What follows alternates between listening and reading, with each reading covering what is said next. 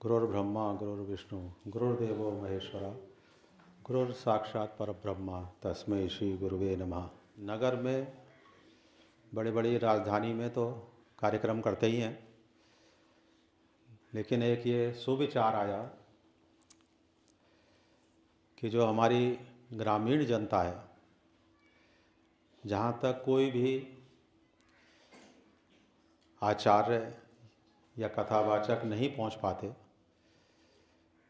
तो हम लोग वहाँ तक पहुँचे और जो हमारे सनातन धर्म के अनुयायी हैं और ग्रामीण लोग, उनको भी सनातन धर्म की विधि, सनातन धर्म के अंतर्गत जो पूजाएं, जो उपासनाएं आती हैं, उनका प्रचार प्रसार करें। तो इसी उद्देश्य को लेकर प्रत्येक मास यहाँ पर ये सत्संग का कार्यक्रम रखा गया है और भविष्य में भी ऐसे प्रयोग किए जाएंगे कि अन्य ग्रामीण क्षेत्रों में भी सनातन धर्म का प्रचार प्रसार हो। कम से कम हम सब लोग जो सनातन धर्म के प्रेमी हैं, अनुयायी हैं, अपने धर्म के बारे में जानें। जब धर्म के बारे में जानेंगे तभी उसका पालन भी करेंगे और धीरे धीरे हम सशक्त हो जाएंगे और बलशाली हो जाएंगे। अगर आप सबको याद होगा, रामायण भी आपने सीरियल में के माध्यम से भी देखी होगी और रामचरितमानस का जो पाठ होता है उसके अंतर्गत भी आपने भगवान राम के चरित्र सुने होंगे। इसी प्रकार से द्वापर युग में भगवान कृष्ण आए और भगवान कृष्ण ने पूरे विश्व को धर्म का संदेश दिया, जो उनके अवतार का हेतु था कि दुष्टों का संहार, सज्जनों की रक्षा और धर्म की स्थापना। उसके अंतर्गत उन्होंने पूरे अपने जीवन पर्यंत समय समय पर इस उद्देश्य की पूर्ति के लिए अनेकों उपक्रम किए। और जब महाभारत का युद्ध हुआ, जिसमें कौरव पांडव सम्मिलित हुए, और वो केवल एक परिवार का ही युद्ध नहीं था, बल्कि एक वो पूरे समाज का युद्ध था, जिसमें एक तरफ आसुरी शक्तियाँ थीं और एक तरफ देवीय शक्तियाँ थीं। धर्म और अधर्म का युद्ध था। वो कोई व्यक्तिगत युद्ध नहीं हुआ, कोई पारिवारिक युद्ध नहीं हुआ। तो समय समय पर हमारा जो सनातन धर्म है, अनेकों षड्यंत्र के अंतर्गत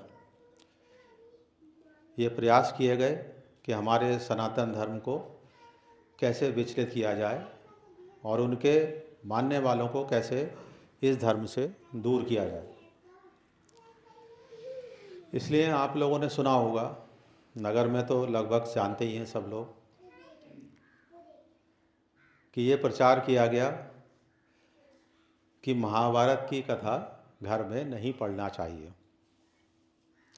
महाभारत की कथा घर में पढ़ेंगे या महाभारत की पुस्तकें घर में रखेंगे तो आपके घर में भी युद्ध शुरू हो जाएगा। तो ऐसा नहीं है। महाभारत का जो युद्ध का प्रकरण है, केवल युद्ध का, वैसे महाभारत पूरे 7 अध्यायों में आता है, 7 अध्याय। तो केवल युद्ध का जो वर्णन है वो केवल 18 अध्यायों में है और 18 दिन का युद्ध है। जो पूरा महाभारत का युद्ध हुआ है वो 18 दिन हुआ है। तो कौन से युग में युद्ध नहीं हुए या वर्तमान में युद्ध नहीं होते? तो ये एक अवधारणा हमारे समाज में लाई गई कि महाभारत मत पढ़ो, जबकि महाभारत में समस्त समाज के लिए इतना बड़ा ग्रंथ कभी नहीं आया। महर्षि वेदव्यास ने अनेकों पुराण, अनेकों उपनिषद ये सब लिखे और उनको फिर सरल भाषा में महाभारत के रूप में प्रस्तुत किया। तो महाभारत एक इतिहास भी है, कभी उस प्रकरण पे भी हम लोग चर्चा करेंगे। पूरे भारत, जो बृहद भारत था, ईरान तक था, अफ़गानिस्तान तक था, इधर बर्मा, सुमात्रा, जावा, मलेशिया, यहाँ तक भी भारत था। तो पूरे इस क्षेत्र की जो इतिहास है, इस क्षेत्र का, वहाँ की संस्कृति, वहाँ का खान पान, वहाँ के त्यौहार, वहाँ के पर्व, इन सब का वर्णन भी हमारे महाभारत में आया है। तो ऐसा नहीं है कि आप महाभारत पढ़ोगे तो वो तो 18 दिन का युद्ध है, लेकिन उस युद्ध से जो शिक्षा मिली, जो हमें ज्ञान मिला, उसको हमें ग्रहण करना है। उसी को क्या कहते हैं? विवेक। कि आसुरी शक्तियां हार गईं और दैवीय शक्तियों की विजय हुई। महाभारत में यही तो है। तो इससे हमें शिक्षा मिल रही है। यह नहीं है कि हम अपने घर में ही लड़ने लगेंगे, क्या हमारे घर में लड़ाई होगी। तो क्या होगा, जब हम इस धारणा को लेकर चलेंगे और अपने ग्रंथों को अपने घर में स्थान नहीं देंगे, गीता ना रखें हम अपने घर में, रामायण ना रखें, श्रीमद् भागवत ना रखें, तो फिर आप किस तरह से कहेंगे कि हम सनातन धर्म को फॉलो करते हैं या सनातन धर्म को मानते हैं? आपको उसकी शिक्षा, आपको ज्ञान कहाँ से मिलेगा? तो ये एक षड्यंत्र हुआ अनेकों, है नहीं, सैकड़ों वर्ष पूर्व से। तो हमारे इतिहास को मिटाया गया, लेकिन आज उसकी चर्चा हम नहीं कर रहे हैं। उसी महाभारत के अंतर्गत श्रीमद् भागवत गीता हमको प्राप्त हुई और पूरे विश्व को प्राप्त हुई। वो उसका एक हिस्सा है महाभारत का। तो भगवान कृष्ण ने दोनों सेनाओं के मध्य अपना रथ खड़ा कर कर अर्जुन को उपदेश दिया। और उस समय जो परिस्थिति थी, जो अर्जुन की मना स्थिति थी, वो हम सबकी आज भी होती रहती है। तो इसलिए जो श्रीमद् भगवत गीता है वो आज भी प्रासंगिक है। अर्जुन के लिए तो सुनाई भगवान ने, कोई पब्लिकली नहीं सुनाया किसी को, अर्जुन को सुनाया। तो इससे क्या शिक्षा मिली कि पहले शास्त्र को सुनने के अधिकारी बनो, शास्त्र को सुनने के अधिकारी भी बनो, तब सुनो। तो अर्जुन को क्या हुआ कि धर्म और अधर्म, विवेक और अविवेक में शंका उत्पन्न हो गई। और वो शंका कैसी हुई? स्वयं की बनाई हुई। शास्त्र का अवलोकन करेंगे तो उसमें सब चीज़ बिल्कुल स्पष्ट कही गई है कि क्या धर्म है, क्या अधर्म है।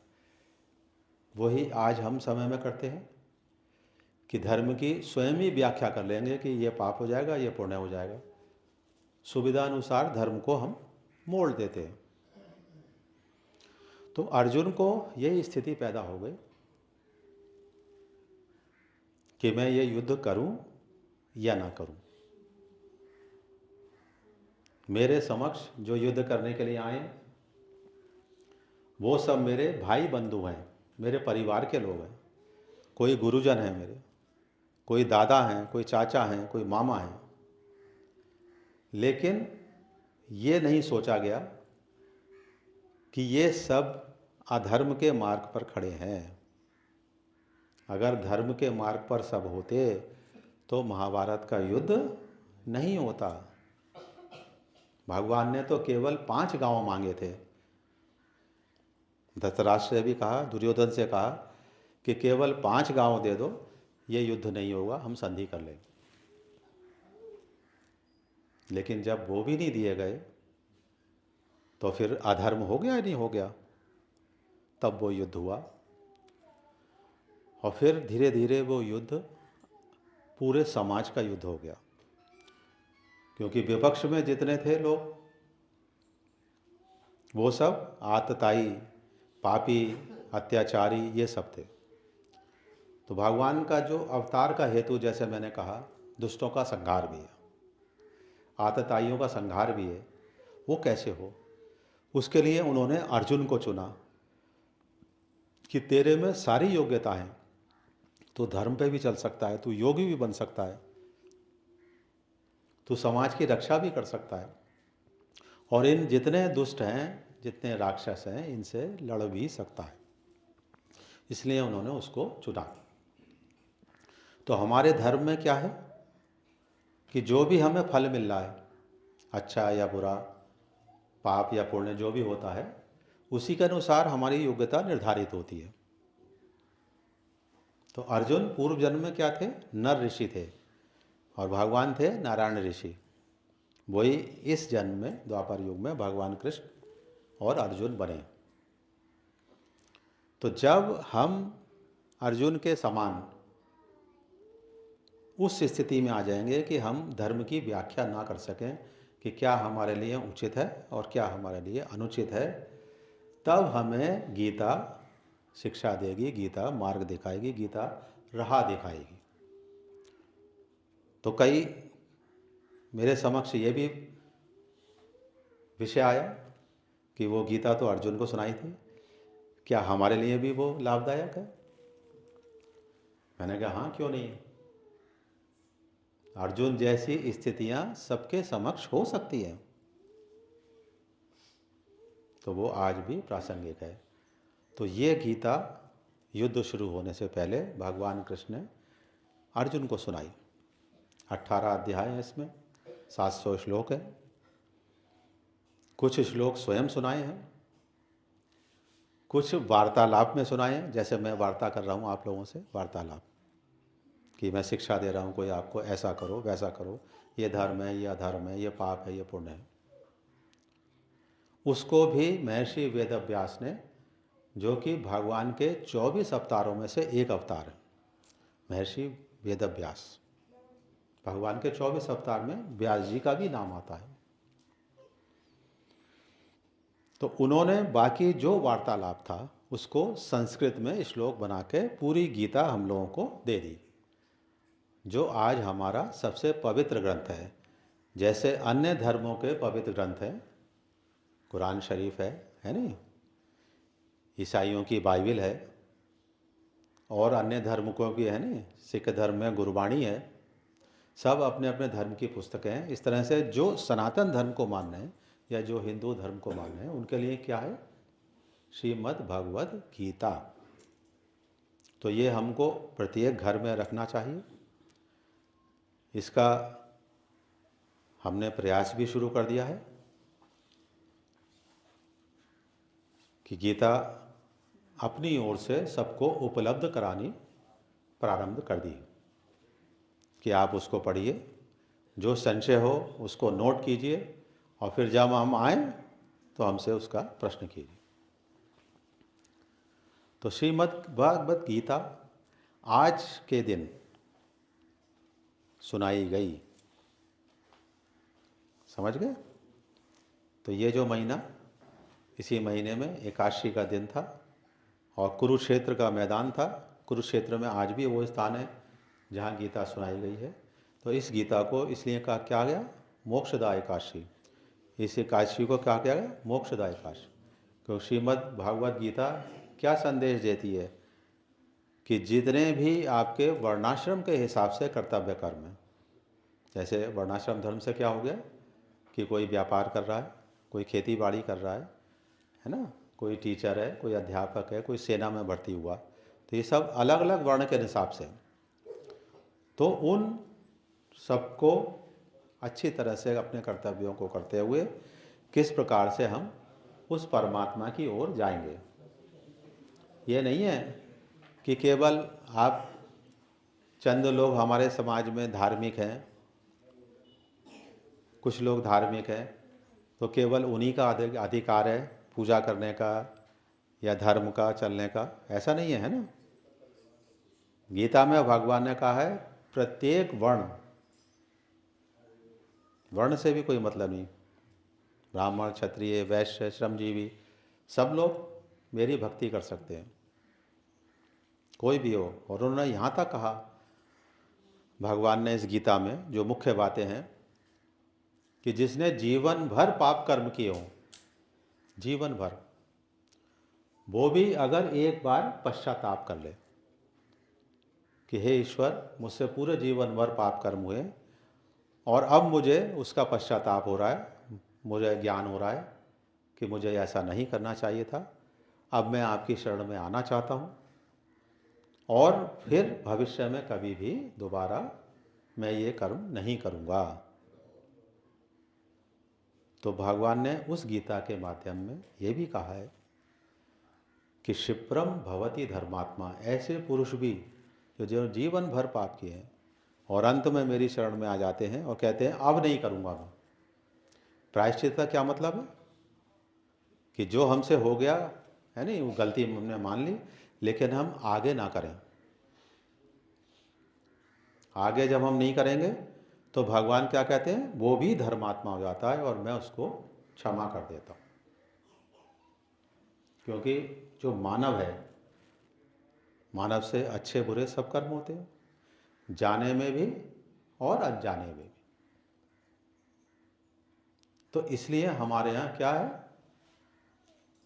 भगवान ने ये व्यवस्था दी है कि पश्चाताप करो और फिर दोबारा वो कर्म आपसे ना हो तो भगवान क्षमा कर दे।